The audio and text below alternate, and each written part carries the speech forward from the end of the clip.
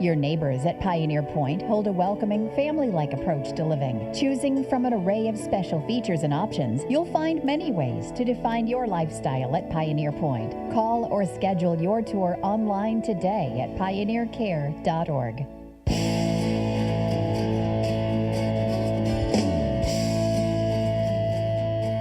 It's Morning Talk on News Talk 1250 KBRF, brought to you by Pioneer Care and Fergus Falls Monument Company. Now, here's Mary Dolan and Dave Bishop. Good Thursday morning. It is at 11 after 9. Hoping everybody's having a great start to this Halloween weekend. In for Mary. Mary is on assignment, and by on assignment, I mean on the way to the Hillcrest game. I got Derek in with me. Derek, always have fun to have you in with me. Oh, it's always fun to be here. Especially when it's planned to be here. I love just getting to sit here and come talk about all the crazy things happening. And we got a bunch of crazy things happening, and we're going to open it up to the text line, because I'm curious how everybody else is going to react. And do we want to lead off the show with it, Derek, or do we want to come back after the break? Oh no, I think we should at least talk about it so people can put in their input in. And one of the things that has popped up in the last couple city council meetings, and they're going to try a pilot project of it. And do you have the date when it's going to start? The pilot project? Yep, it starts on Saturday. Starts tomorrow, or no, yes, Saturday. November 1st. So for the entire month of November, the intersections of Lincoln Avenue and Mill Street and Lincoln Avenue and Court Street, those stoplights will turn into flashing red lights, which act as a four-way stop.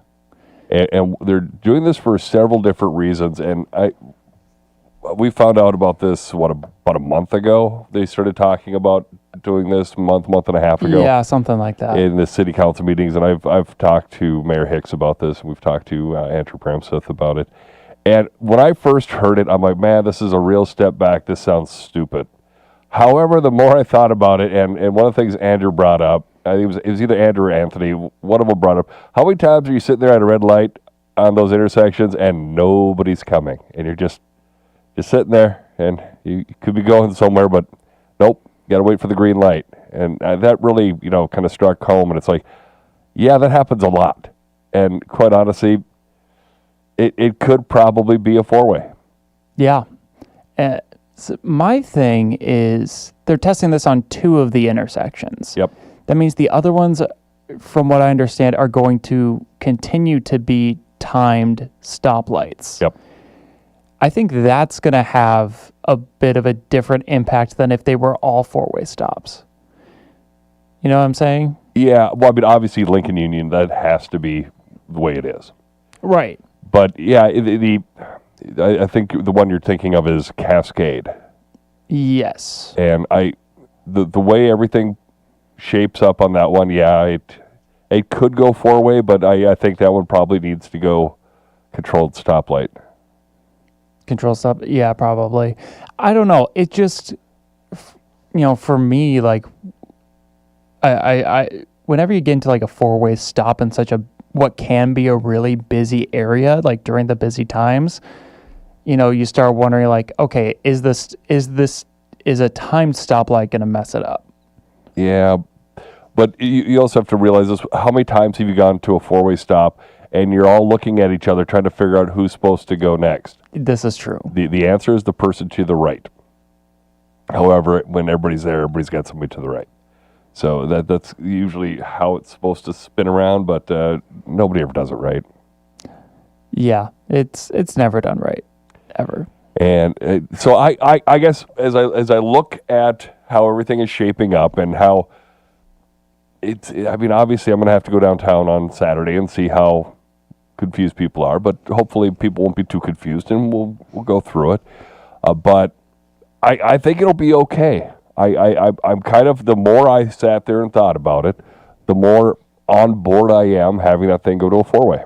Yeah, I think there are going to be times where it might be a little bit frustrating, but I don't think it's going to be any more or less frustrating than what we have now in downtown. And I think it was, I'm just going to say one of them because I don't want to attribute a quote to Anthony or Andrew if it's not, correctly one.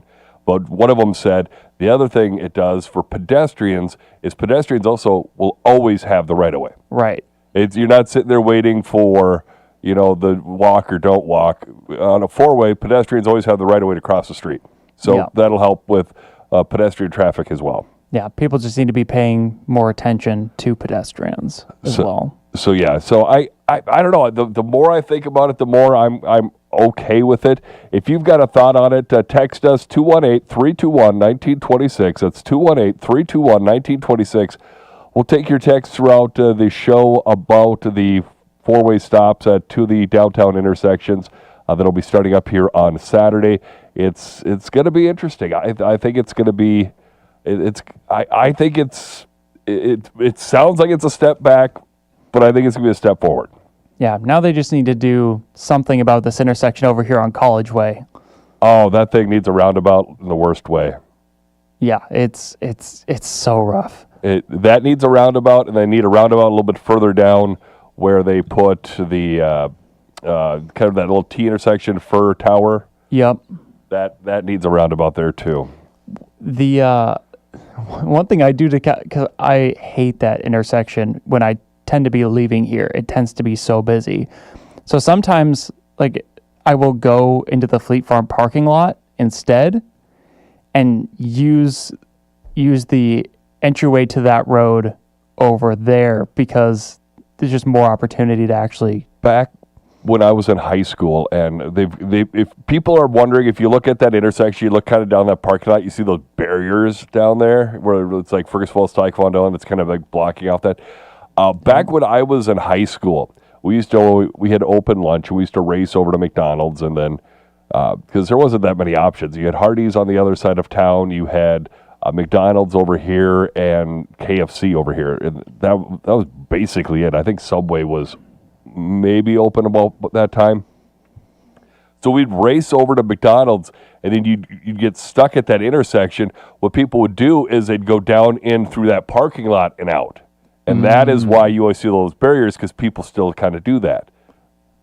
Wow. Okay. And so it's not exactly the Fleet Farm parking lot strategy, but it's a different strategy. That is a different strategy indeed. But people used to do that in like the 90s and 2000s, and then when I don't know if it was First Falls Taekwondo or the people right next to them, they were just like, nope, we're putting a barrier there.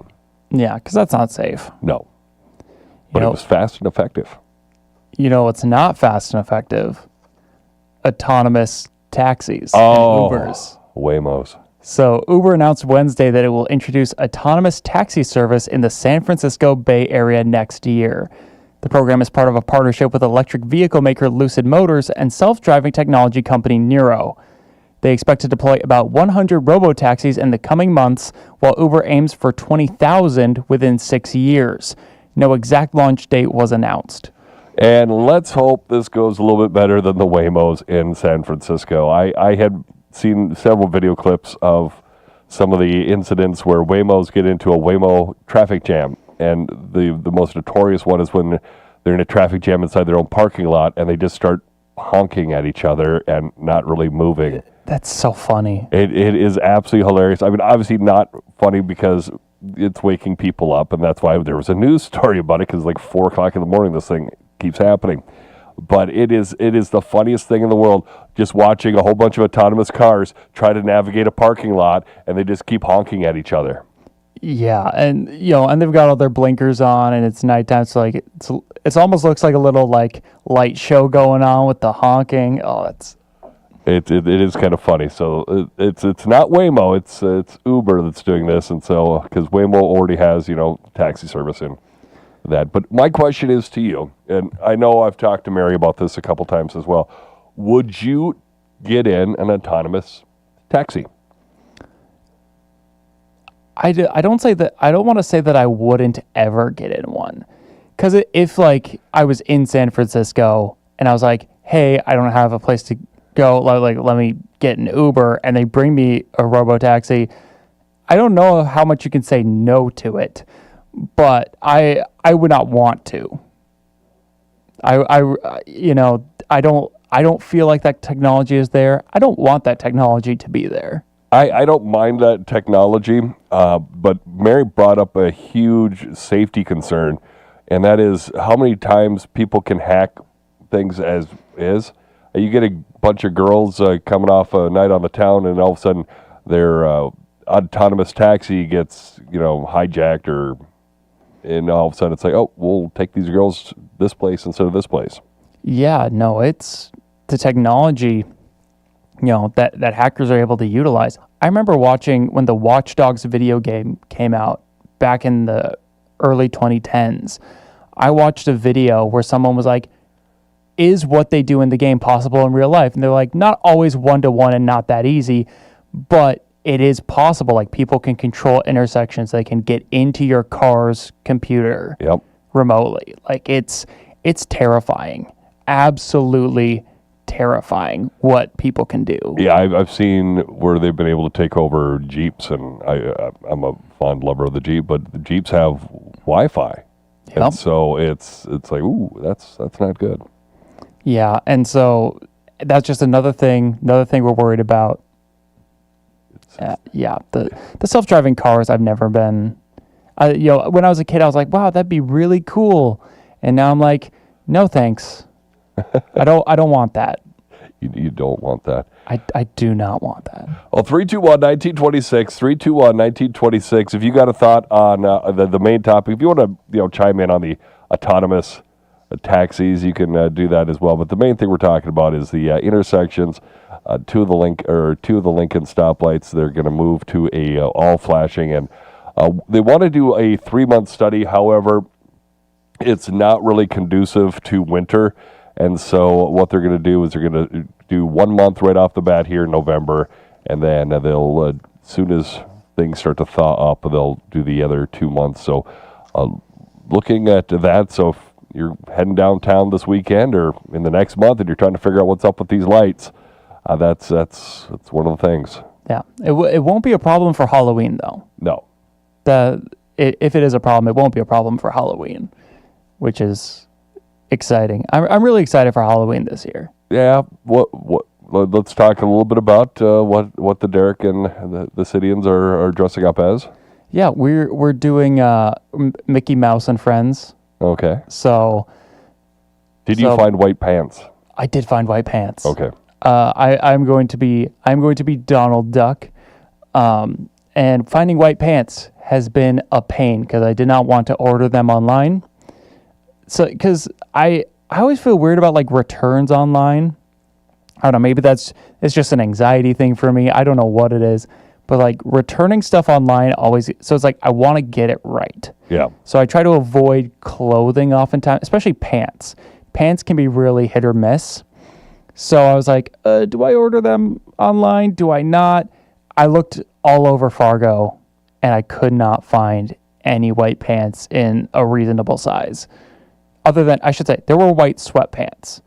But I do want to be able to, if I'm buying these pants, I do want to be able to wear them past this. Especially because they were like Nike sweatpants at Shields for like $70. Whoa. And I'm like, I'm not spending $70 on a pair of pants that I'm going to wear one time. I wouldn't spend $70 on a pair of pants that I'd be wearing every day. No. Instead, I spent like 40 some bucks on 2 pairs of white pants. Nice. That are comfortable and fit, and if you spill on one early in Halloween, you got a backup. Or you accidentally wash them with black pants, like black jeans. I did that.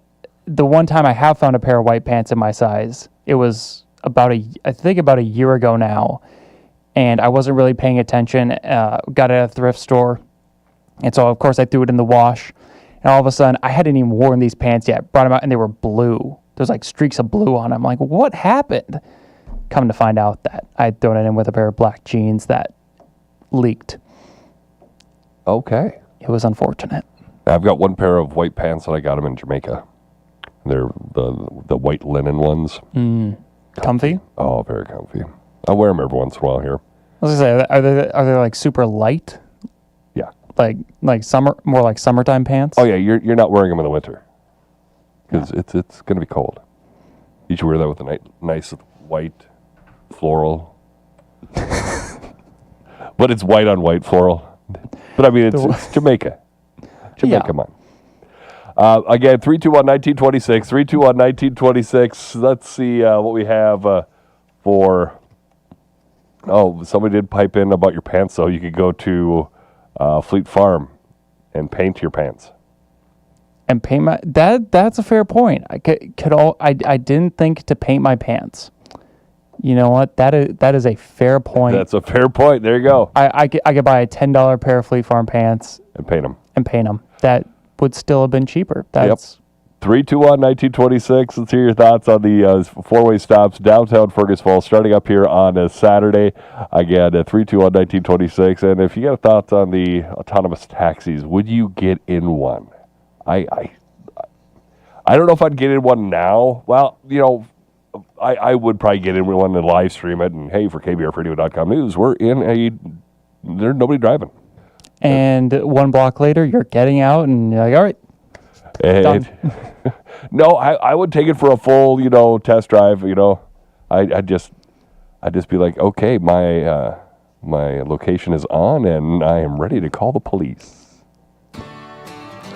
News Talk 1250 KBRF Morning Talk brought to you this morning and every morning by our friends over at Pioneer Care and at Fergus Falls Monument Company. We're back after the markets. Also, we got a whole lot of things to talk about. Still talking that four-way stop sign, 321-1926, 321-1926. And Derek, what else are we going to talk about? Oh, we're going to be talking about why men need twice as much exercise as women to lower heart disease risk. That's just mean. 927, it's News Talk 1250 KBRF. Back with more Morning Talk with Mary Dolan and Dave Bishop. Brought to you by Pioneer Care and Fergus Falls Monument Company. After the markets on News Talk 1250 KBRF. Depend on it. What's the ox say? Today on Hot Talk with the Ox, right away hear the latest from the government shutdown, Venezuela, the Minnesota governor's race, and such. Will the city of Anoka hold up the demise of the North Star train? Then it's Halloween Eve, so share your stories of past, present, or plans for tomorrow. The schedule is fluid, so we'll see you for Hot Talk with the Ox today from 2 to 5 on News Talk 1250 KBRF. What's the ox say? Hi, I'm Rebecca Lynn Peterson with West Central Initiative. People often tell me, I want my giving to really matter. That's what West Central Initiative does best. We match your support to the biggest needs in our region, like childcare, education, and community projects, while managing your gift so it continues to grow and help long into the future. With West Central Initiative, you don't just give, you build a legacy. Learn how to do this at wcif.org. The four letters that define winning. N-D-S-U. Fires end zone, touchdown! The 18th time national champs play here. The dynasty has come back! Join us this Saturday as the Bison welcome Youngstown State to the Fargo Dome. Our coverage begins at 1:30 on your home for Bison football. The Pioneer Seeds Bison Sports Network from Learfield. Hungry for a deal? FergusFallsDeals.com has your next meal covered. Dig into local favorites like the Gobbler Grub and Pub, VFW Post 612, and Hillbillies Depot. Savor a bite at Big Whitey's Bar and Grill. Farm-to-table flavors from La Ferme in Alexandria. Discover decadent tastes at Parallel 46 or the famous Broaster Chicken at the Purple Palace. Feed your cravings and save at FergusFallsDeals.com. At FergusFallsDeals.com. Find out why the markets are moving. Get in-depth ag information with the Red River Farm Network on News Talk 1250 KBRF. Depend on it.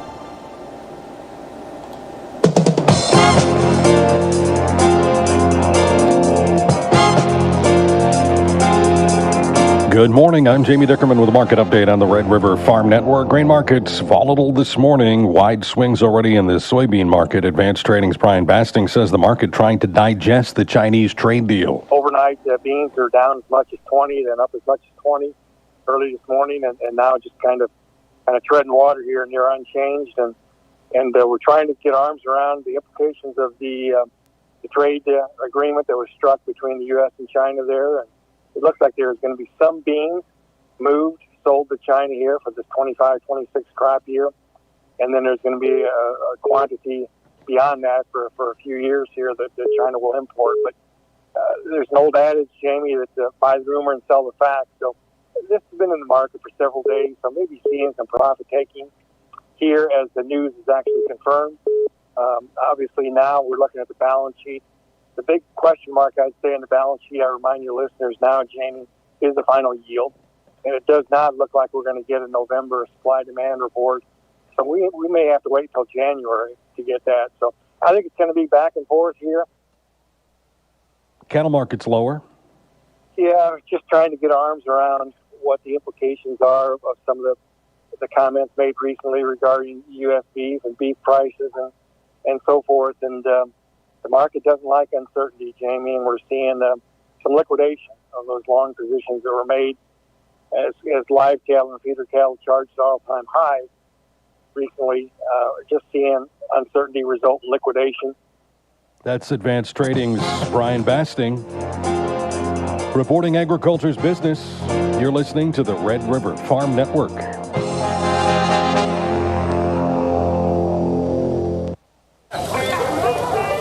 Hey, Dan, what's cooking? Hey, Jim. What do you think of the selection? Yeah, well, having a great selection is super important. It's how you stand out. You know, and you got to test and test some more to make sure you get it absolutely right. You know, and by broadly accessing the industry's latest genetics and traits, we only recommend the best seed for your fields. And with answer plot data, response to scores, and other inputs, we take a whole acre approach. In other words, our priority is you. ROI? Oh yeah, you betcha. Yeah, finding some of the best options for your local growing conditions really helps maximize profitability. Great. But I was talking about the burgers and dogs. Oh, yeah. Those two.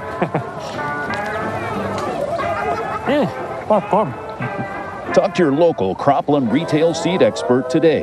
Cropland Seed. Anything but typical. Got any mustard? Farmers and ranchers depend on farm radio. In fact, the average farm has 11 radios. Over half of our farm listeners have 20 or more radios on the farm. The Red River Farm Network is your go-to source for farm news, markets, and weather. Dedicated, determined, dependable. Don Wick, Jamie Dickerman, Tyler Donaldson, Drew Lerner on the Red River Farm Network. We're the Red River Farm Network, and we're reporting agriculture's business. October is National Co-op Month. Member-owned farm cooperatives create local jobs and improve food security. 2 million U.S. farmers are members of more than 2,100 ag and retail purchasing co-ops. These co-ops reinvest in their community. During National Co-op Month, Associated Milk Producers Incorporated and its Dinnerville Creamery, the North Dakota Farmers Union, and the Red River Farm Network recognize the role cooperatives play in our lives. Remember, cooperatives build a better world. Minneapolis wheat December is down 4, 556.5. December Chicago down 11 and a quarter, 521.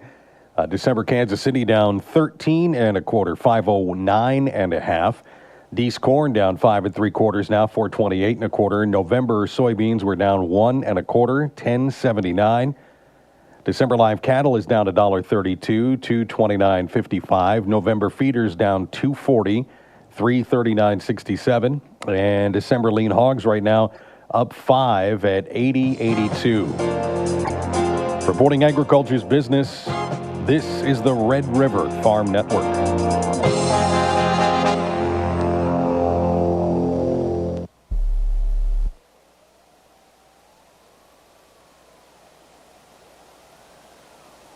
Dairy pumps that were designed more than 50 years ago do not meet today's large dairy farm requirements. Bopeller pumps by McFinn Technologies were born and patented this century with a unique and innovative design that ensures gentle, low-shear pumping along with efficient, high capacity and long seal life. Bopeller pumps for all your applications will ensure your dairy is operating with 21st century technology. Bopeller is American innovation. Contact your dealer today. What's the ox say? Today on Hot Talk with the Ox, right away hear the latest from the government shutdown, Venezuela, the Minnesota governor's race, and such. Will the city of Anoka hold up the demise of the North Star train? Then it's Halloween Eve, so share your stories of past, present, or plans for tomorrow. The schedule is fluid, so we'll see you for Hot Talk with the Ox today from 2 to 5 on News Talk 1250 KBRF. What's the ox say? The four letters that define winning. N-D-S-U. Fires end zone, touchdown! The 18th time national champs play here. The dynasty has come back! Join us this Saturday as the Bison welcome Youngstown State to the Fargo Dome. Our coverage begins at 1:30 on your home for Bison football. The Pioneer Seeds Bison Sports Network from Learfield. Previously on the Under the Hood Show. When I was a kid, I had a chance to get a chemistry set. I got only the I'd have chemistry known. set, and I started experimenting with the baking soda and the vinegar thing, and how cool that was. And, of course, I had to overdo it like I do everything. And I got it on a little bigger level, and I got in a lot of trouble, and we had to buy new carpet for the living room. It was not good. You should listen to the Nordstrom's Under the Hood Show with the Motor Medics right here, KBRF, 1250 a.m., every Saturday at 10 a.m. News Talk 1250 KBRF. Listen anytime, any place with that Fergus Now app on your phone. Let's waddle on over to the forecast. 49 with a little bit of rain today. We'll see 33 for tonight's low. Now, tomorrow, if you're headed out to the Otter game at Otter Stadium, just a little FYI, there's a chance of snow. So we're going to see a little bit of snow and rain, and you got to think about those kids playing in the Fargo Dome today. They're going to be nice and warm, and all the parents. And tomorrow night, Otter Stadium, it's going to be chilly. Make sure you grab a blanket, poncho, raincoat. But root on the Otters. We'll have it on Channel 977, I do believe. 29 for tomorrow night's low. 43 for Saturday's high. 57 on Sunday. 55 on Monday. So we are coming out of the weekend looking a little bit better. Turn on the cameras. There we go. And that's a little bit of a look at the forecast. Again, we're talking the four-way stops downtown Fergus Falls. Talk Halloween. What are you doing for Halloween? What else? Autonomous taxis. We're talking about it all. 321-1926. 218-321-1926. Send us a text. What's your thoughts on the four-way stops? Kind of curious to see what's going on with that. It'll be our poll question next week because it'll actually be going on. So lots of people's thoughts on that. And if you're looking for a poll question, head over to KBRF on Facebook and click on our Halloween polls. Speaking of the four-way stops, also tell us how you're feeling about that roundabout over on Fur and Freiburg. I like it. Because I like it. I'm pro roundabout if they're used reasonable. I use one almost every day, the Alcott one. I live on that side of town, and if I don't want to sit at stoplights all day, I take the roundabout and take Alcott over to where I live. Yeah, it's I live over just out of town that way, so I take that every day, and I personally love it. It's way better than that intersection that was there before. That weird T intersection? Yeah, the T intersections kill me, man. It's so, try to take a left. Yeah. During the busy hours, it's just such an annoying time. I really like that roundabout, but, it's been around a month, so let us know what you guys think. Yeah. Well, 321-1926.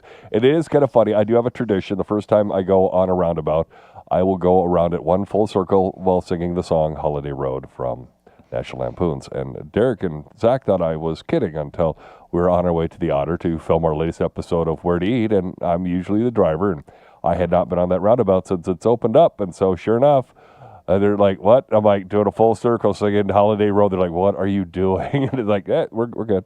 No, I never thought you were joking about that. You knew I was serious? I knew. When you told me that, I knew Dave definitely actually does that. Yep. So every time. But I mean, it's not every time, but it's like the first time. All right, but every time for the first time. Yeah. It was funny. It was on the way back. We were just kind of making a joke of like, you going to do it again? No, because I only need to do it once. Yeah, but you got to christen that. But it would have been so, the timing wise, it would have been so funny if you had. It would have been funny, but it also, we're trying to get back. It was getting late. Yeah. I don't think people realize how long those where to eat shoots take, and we usually get back pretty late, and we've all been working a full day, and you kind of just want it to be done. Yeah. Yeah, this is true. But our latest Where to Eat episode of Fiesta Brava, KBRF Presents Where to Eat, you can find that on KBRF Radio on YouTube, of course, the KBRFradio.com, and the Fergus Now app as well. Pretty good episode over at Fiesta Brava, and then our latest episode that we shot that will come out a week from today, next Friday. That was the otter one that I just mentioned that we shot last week or the week before. Last week. Last week, yeah. Yeah, last week. But really good food. Their take on the French dip, the French onion melt. I didn't. Really good. That was yours, so I didn't get to try it. But that steak. Oh, the so ribeye. good. Oh yeah. Such a thick, juicy steak. It was so good. Yeah. And their mozzarella sticks. Oh, the mozzarella sticks were pretty legendary. They're big and they're hand breaded. They do them in house. I don't generally love mozzarella sticks. Like, especially in some places, it's just it's just a little too factory for me. But factory. It just it feels way more obviously it's an artificial. It's kind of artificial, but it just feels that way. Whereas these felt like, oh, this actually feels homemade, hand breaded, and it tasted different. Because it was really good cheese. They used panko for the breading, and it was they did. Dexter and the crew over there did an absolute knockout job. I mean, the food was excellent. So, again, we'll look for that episode coming out to next Friday. You won't be disappointed. Zach's got a lot of editing to do because the initial interview was over 20 minutes. Derek and I are like, come on, man, we got to get going. It's like, come on. We don't need 20 minutes of interview. We want to get to the food here. We're hungry. We want to go home. 321-1926, again, the main topic today, talking about the four-way stops downtown Fergus Falls and, of course, autonomous taxis. Will they ever take off? Will we see we've had issues keeping a taxi place in Fergus ever since Wayne retired. There's been several of them that have come and gone. So maybe we need autonomous taxis here in Fergus Falls. I don't think we're getting autonomous taxis here in Fergus Falls. I think in terms of when the weather gets bad, I don't think those are going to work out very well. Yeah, flashing lights confuse them, and that'd be bad. 321-1926, again, hearing your thoughts on some of those topics. But what else we got today? I was going to say, we sort of teased this before, but there's a study saying men need twice as much exercise as women to lower heart disease risk. So new research shows, and that's identical heart disease risk reduction. Scientists analyzed data from over 80,000 UK biobank participants and found women reduced coronary heart disease risk by 30% with 250 minutes of weekly exercise, while men required 530 minutes for the same benefit. Whoa. That's a lot. Yeah.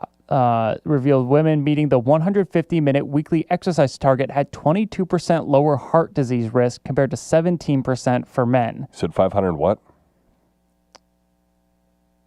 500 and what minutes? So for every 250 minutes of weekly exercise, men required 530 for the same benefit. He's doing math, guys. Math. That's almost 9 hours. Yeah, weekly. I used to do that. Yeah, that's for. I used to be in shape. Yeah, obviously they're not saying this study wasn't saying you have to do that, but that was trying to reach the same level of heart risk disease reduction. So it's not that study wasn't saying that you have to work 9 hours to reduce heart risk. It was this is the heart risk reduction for this amount of time. And women's was a lot less time, significantly less time than men's. Okay. I'm curious. Obviously, there's a lot of biological differences between men and women, but I'm curious why it's so drastic in this instance. I think it's just because the guys are more out of shape. Just a thought. Are they though? I like to think so. Probably. My wife does yoga and dance classes and all that stuff and stays in shape, and I play Destiny on the couch. Yeah, that's fair. Well, here's a fun one for you. Ohio deputies spend 45 minutes chasing escaped emu on a rural road. So I don't know how to pronounce this county. Guernsey County? Sure. Guernsey. Let's go Guernsey. Guernsey County Sheriff's deputies pursued a runaway emu for 45 minutes on Putney Ridge Road last Friday evening. Two deputies discovered the large bird wandering loose and attempted to capture it using various methods, including a snare that the emu kept pulling away from. The sheriff's office noted, "One can only imagine the confusion of passing drivers as the chase unfolded in rural Ohio." Dispatchers monitored the unusual situation through live feeds from patrol car cameras. Photos show the emu peering into a deputy's passenger window, while videos capture the bird walking through grassy fields surrounded by police vehicles. The emu's owner eventually arrived to retrieve what officials called the unexpected escapee. The sheriff's office praised the deputies, stating they handled the situation with skill and professionalism, proving they could tackle just about anything. My question is, it sounds like, they were chasing it and trying to tackle it and, trying to get it with the snare. Did they try the old farmer method? And that is, get a bucket of corn and give it a jiggle. Clearly not. I've got a feeling when the owner got there, he showed up with a little bit of corn. Come on. Hey, come on. Yeah. It seems pretty like a pretty simple solution instead of chasing him down, and of course the emu is like, this is great. I got a whole bunch of people playing with me, and it probably thought it was just having a good time. But there was kind of a similar situation happening in Fargo. I don't know exactly when it happened. It was within the last couple of days. Videos started appearing. I saw them on TikTok, but the first one I saw was a cow running around the Sweet Shots Kingpin's parking lot being chased by Fargo police squad cars. There was like a trailer of cows at a gas station and they got out. Uh-oh. And so there was another video. You can see him running down, I believe it was 52nd Avenue, right in that same area. Just two cows just running in the middle of traffic the wrong way. And then I received a video from someone that my wife knows it at Fleet Farm in Fargo. Apparently one of them got into the Fleet Farm, the yard pickup area, and was laying next to a bunch of like chemicals and stuff. Just like, I'm here. I'm comfy now. I'm good. I'm just going to chill here. Rumor has it you guys have things put hay in. But yeah, that's kind of funny. Yeah, animals need to be, can't have them running around. That's not safe. No. But yeah, it'd be kind of fun to see though. Oh yeah, it's hilarious to watch. Then you're actually in that situation. As long as it's not your cows. Yeah, so long as it's not your cows and not running in front of your car. Yeah. 321-1926. What are your thoughts again? We're getting two intersections. Downtown Fergus Falls are going to four-way stops. Also, I don't know your thoughts on NVIDIA there, Derek, but apparently NVIDIA has become the first publicly traded company to reach $5 trillion market value, fueled by investor optimism in everybody's favorite, artificial intelligence. Its shares climbed $9.08 or 4.5% to $210.11 in early trading Wednesday, pushing its capitalization to $5.1 trillion. The milestone comes less than 4 months after it hit the $4 trillion in July. Yeah, to me, it's not really surprising. NVIDIA has long been like the leader in computer chips. Yeah, well, I mean, it's like NVIDIA. I mean, that was like the video card you had to have back when I cared about my computers. Yeah, it still is. Everyone's talking about the latest NVIDIA. I saw something a couple of months ago about there was actually. I don't know if it was. I want to say that it was President Trump, but it may have. Could have been Biden too, but one of them apparently was like kind of forcing NVIDIA to not sell their high-level stuff to China, and instead they sold like less well ones, but then they just sold more of them. Yeah. And so they just continue to expand. And so that company is very adaptable and so it doesn't surprise me at all that it's hitting this kind of a record. Yeah, that was early this year. I can't remember. It was either at the end of the Biden era or early Trump. So yeah, I remember what you're talking about. Yeah, but it just goes to show that people are really looking at AI right now. Those companies are really looking there and looking at investing in those areas, which is very concerning. Well, it looks like if you flip on the Oprah network anytime in the morning, you got Dr. Phil. I know this because my wife watches Dr. Phil. Yep. A federal judge has ordered Dr. Phil's company, Merit Street Media, into Chapter 7 liquidation. Judge Scott Everett ruled that the company cannot remain under Chapter 11 protection. Everett said McGraw violated a discovery order by deleting a text message which influenced his ruling. He added that liquidation protects creditors and prevents preferential payments. So apparently, Dr. Phil's media empire is kind of coming down. Yeah, which is interesting. Yeah. When was the last time you sat down and watched Dr. Phil? Longer than the 2 minutes it took me to go, whoa, I got to go. Yeah. Like I said, Jen watches them like on like endless repeat. Yeah.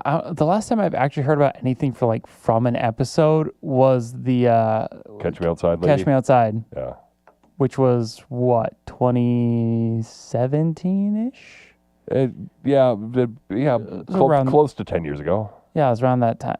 Isn't that crazy? Yeah. That was that long But he ago. was on forever, and I mean, well, yeah. They even made a TV show about his early life and when he was, working with kind of defense attorneys and all that stuff. That's how Oprah met him, was like jury profiling and doing all this stuff that he kind of did, and when she was on that beef lawsuit, and so right.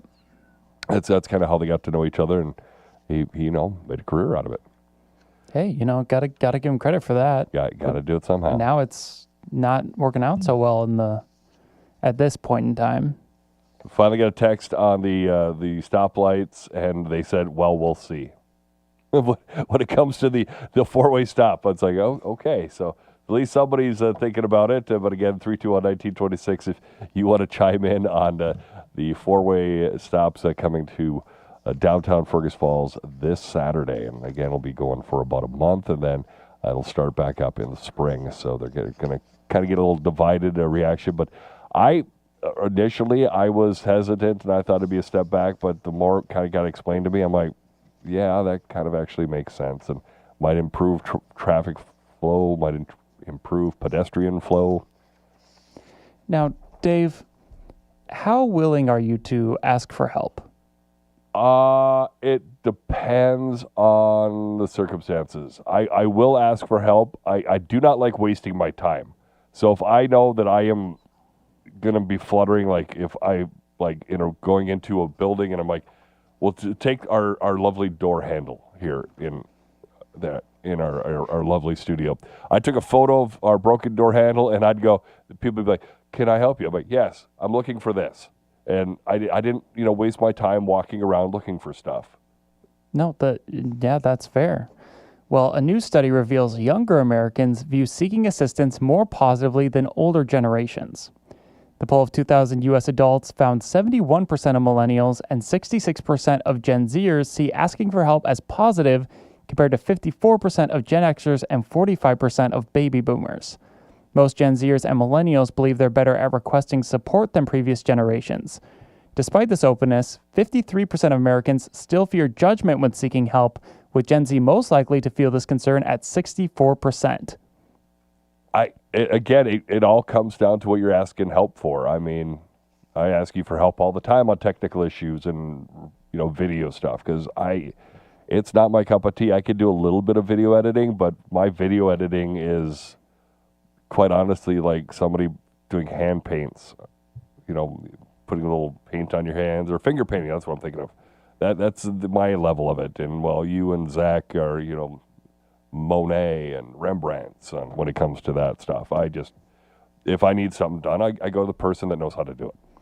Yeah, and my problem is oftentimes, especially at work here, it's like I have my way of doing things, like the way I write news articles, the way I edit videos and stuff. It's like whenever I ask someone to do it, and doesn't turn out the way I want it, and it's just like, maybe I won't ask for help next time, and I'll just keep adding to my own list, keep adding to my own plate here. 321-1926, about another 60 seconds before we wrap things up, as we've been talking about, again, the stoplights happening on Lincoln Avenue coming up this Saturday. It's going to be, four-way stops. They're going to turn those stoplights into the four-way blinkers. Yeah, and before then, it's Halloween. There's a lot of stuff happening around town, playoff game, trick-or-treating. Yeah, watch out for the trick-or-treaters. I remember one time I was driving home, and I couldn't figure out why there were so many people running around outside. I'm driving down Lincoln, and I'm like, what the heck? And all of a sudden, it's like, oh, yeah, it's Halloween today. Oh, yeah, that's what today is. Well, I didn't have kids at the time. I lived by myself, and it was like, hey, I got no idea what's going on here. No excuses, Dave. No excuses. You can never forget when Halloween is. I know. This is coming from someone who has actually forgotten his birthday. Dave, I'm ashamed. Yeah, I did not realize. I was working at a camp, and all of a sudden they picked me up and started running me to the lake, and I'm like, why? What? And they're like, it's your birthday. I'm like, had to do the math. I'm like, oh, wait, no, yeah, I guess I am 17 now. And I got yeeted into the lake. As you should be. As one does on their birthday, and kind of was a bummer because every time I had a birthday in my upper teens, I was working at that camp, and so I became very elusive on those days to get away from everybody on Camp Trowbridge. News Talk 1250 KBRF. Listen anytime, any place. Morning Talk brought to you this morning and every morning by our friends over at Pioneer Care and at Fergus Falls Monument Company. I want to thank Derek for pinch hitting in for Mary. Mary will be back on Monday. I'll hopefully be here on time on Monday as well. It's News Talk 1250 KBRF. Depend on it.